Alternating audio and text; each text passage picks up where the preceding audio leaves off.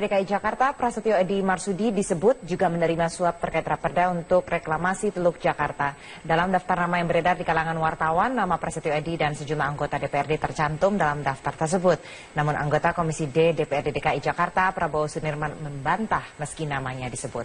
Anggota Komisi D DPRD DKI Jakarta dari fraksi Gerindra, Prabowo Sunirman, mengaku tidak dapat membantah ataupun membenarkan daftar nama anggota DPRD penerima suap yang beredar di kalangan media. Menurutnya penerima dana gratifikasi yang masuk dalam daftar bisa saja benar, mengingat pembahasan raperda terkait reklamasi banyak melibatkan pengusaha besar dengan anggota Balegda DPRD DKI.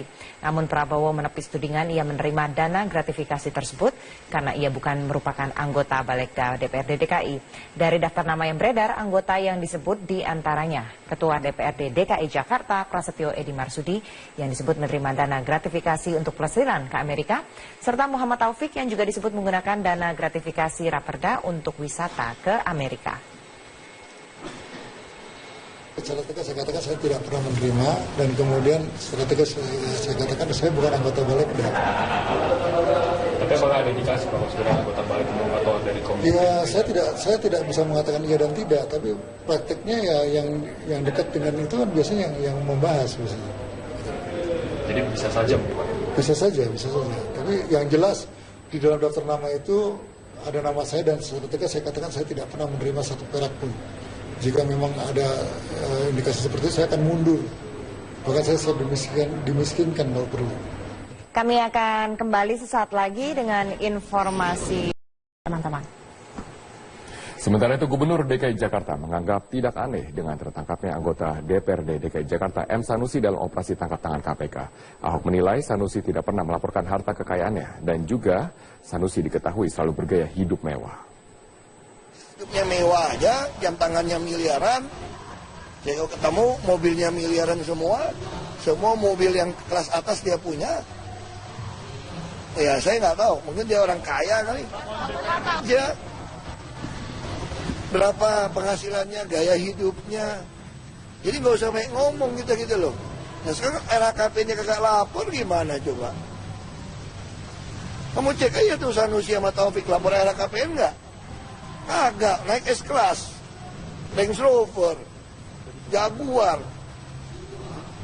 Ya kan, Alphard tuh ada kelas atas lah, Mercy yang V-Class, ya susah kita ngomong. Hari ini akan segera merilis informasi mengenai operasi tangkap tangan yang mereka lakukan kemarin yang melibatkan anggota DPRD DKI Jakarta. Kami langsung bergabung bersama rekan-rekan kami, ada Syahzawi Sastro dari Gedung KPK Jakarta dan Laila Zahra dari Gedung DPRD Jakarta. Saya akan ke Syahza terlebih dahulu. Syahza, setelah merilis informasi kasus PTBA yang merupakan BUMN, kapan KPK akan merilis informasi tangkap tangan yang melibatkan anggota DPRD DKI Jakarta? Ya, Zakia, tadi memang pada konferensi pers yang tadi pagi dilakukan, memang pimpinan KPK Agus Raharjo menyatakan bahwa nanti sore rencananya akan dilakukan kembali konferensi pers ini terkait dengan operasi tangkap tangan yang dilakukan malam tadi yang telah mengamankan satu orang Ketua Komisi D DPRD DKI Jakarta Muhammad Sanusi. Memang Muhammad Sanusi ini tadi malam diamankan oleh KPK bersama dengan juga mobil mewahnya, yaitu dengan merek Jaguar, dan beberapa dokumen yang diduga ini memang merupakan untuk dilakukannya penyelidikan lebih lanjut. Namun hingga saat ini kami belum mengetahui kasus apa yang membelit Ketua Komisi D DPRD DKI Jakarta ini, maksud kami Muhammad Sanusi.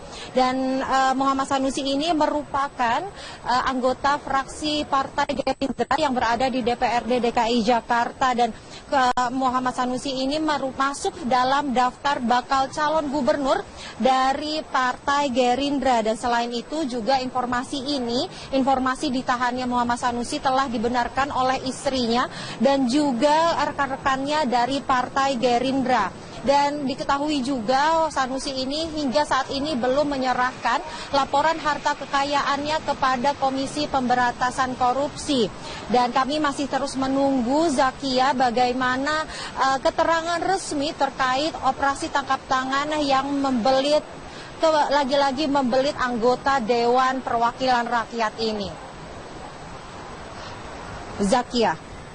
Syaza, dari informasi yang beredar dan juga yang bisa Anda himpun di sana, siapa saja yang terlibat dalam kasus ini? Ya Zakia, untuk informasi mengenai siapa saja yang terlibat dalam kasus OTT KPK ini, kami hingga saat ini belum dapat memberikan informasi. Namun kemarin malam KPK telah melakukan penyegelan terhadap beberapa ruangan di DPRD DKI Jakarta. Ada 4 ruangan yang disegel oleh pihak dari Komisi Pemberantasan Korupsi, yaitu ruang dari Ketua Komisi DPRD Jakarta Muhammad Sanusi, lalu ruang dari Wakil Ketua DPRD Muhammad Taufik. Dan untuk informasi, Muhammad Taufik dan Muhammad Sanusi ini merupakan saudara kandung. Kemudian ruang pemantau CCTV dan ruang kabak perundang-undangan. Demikian Zakia. Baik, terima kasih Syahza atas informasinya. Sekarang saya akan ke Laila. Laila, ruangan mana saja yang digeledah oleh KPK?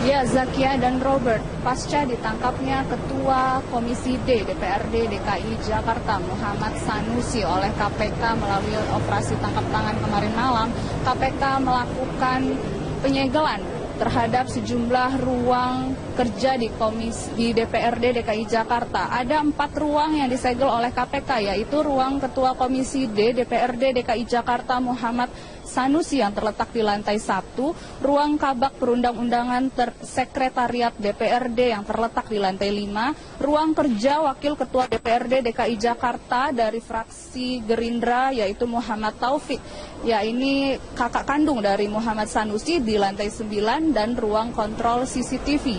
Sebagaimana terlihat, ruang kerja Ketua Komisi D terlihat tertutup rapat dan diberi garis KPK dengan tulisan dilarang melewati garis batas. Kondisi yang sama juga terjadi di ruang kerja Muhammad Taufik, namun yang membedakan adalah adanya penjagaan yang ketat dari ruang kerja M. Taufik dan juga ruang kontrol CCTV serta ruang kabak perundang-undangan DPRD DKI Jakarta.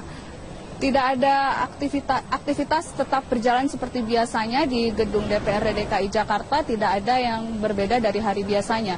Zakia dan Robert.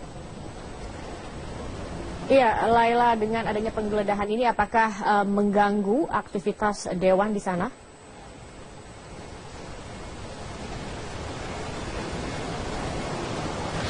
Hingga saat ini tidak terlihat adanya aktivitas dari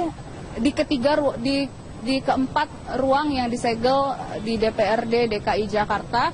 Namun M. Taufik tidak terlihat berkantor pada hari ini dan tidak ada aktivitas di ruang kabak perundang-undangan DPRD DKI Jakarta maupun di ruang kontrol CCTV dan juga di ruang Ketua Komisi D DPRD DKI Jakarta. Namun pada agenda-agenda lain dan pada aktivitas lainnya di gedung DPRD DKI Jakarta tetap berjalan normal seperti biasanya. Sementara informasi yang kami dapatkan dari sini, KPK akan mendatangi ke ruang-ruang kerja di DPRD DKI Jakarta yang telah disegel untuk melakukan penyelidikan dan penyidikan. Zakia dan Robert.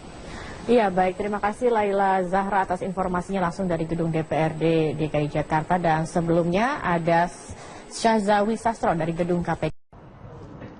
Seperti Anda ketahui, kemarin kita melakukan operasi tangkap tangan.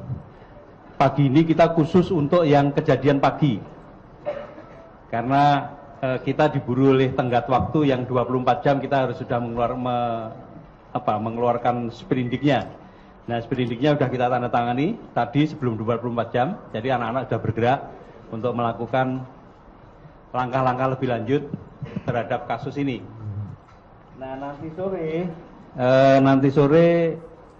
nanti waktunya akan ditentukan kemudian. Kita khusus akan menggelar yang OTT yang kedua. Jadi saya mohon pertanyaannya yang pagi ini sekitar OTT yang pertama aja ya. Pertama yang ingin saya sampaikan, KPK mengamankan 3 orang dalam operasi tangkap tangan yang digelar pada Kamis tanggal 31 Maret 2016 pukul 9 pagi di sebuah hotel di Bilangan Cawang, Jakarta Timur. Ketiga orang tersebut adalah SWA, Direktur Keuangan PTBA. PTBA ini salah satu BUMN kita. Kemudian DPA, Senior Manager dari PTBA tadi. Berikutnya adalah MRD. MRD ini swasta. Kemudian saya sampaikan kronologis kegiatan penangkapan terjadi sebagai berikut. Pertama, Rabu malam tanggal 30 Maret sekitar pukul 9 malam atau 21, MRD dan DPA membuat janji untuk bertemu di hotel tersebut. Kemudian Kamis pagi tanggal 31 Maret sekitar pukul 8.20 mereka bertemu di hotel yang sudah dijanjikan tadi. Saat terjadi penyerahan dari DPA ke MRD dilakukan di lantai 1 toilet pria. Setelah penyerahan, keduanya keluar dari hotel dan kembali ke mobil masing-masing.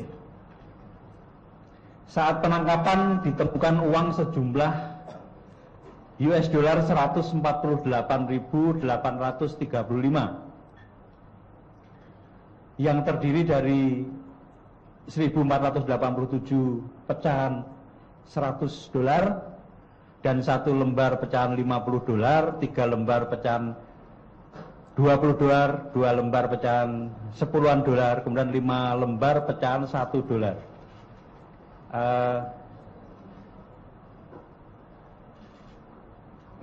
Kemudian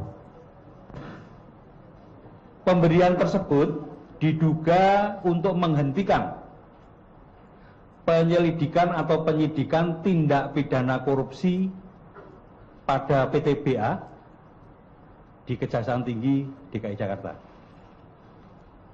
Setelah melakukan pemeriksaan 1 kali 24 jam pasca penangkapan, KPK telah melakukan gelar perkara. KPK memutuskan untuk meningkatkan status penanganan perkara ke penyidikan sejalan dengan penetapan 3 orang tersangka. Suratnya sudah kami tanda tangani. Ya, jadi sebelum 24 jam surat penyidikan itu sudah kami tanda tangani. Nah, ini adalah bukti yang kita dapatkan pada waktu penyerahan itu. Mungkin ditampilkan aja, Dik. Setelah ini atau saya juga dulu ya? Iya, Pak, saya juga dulu. Nah,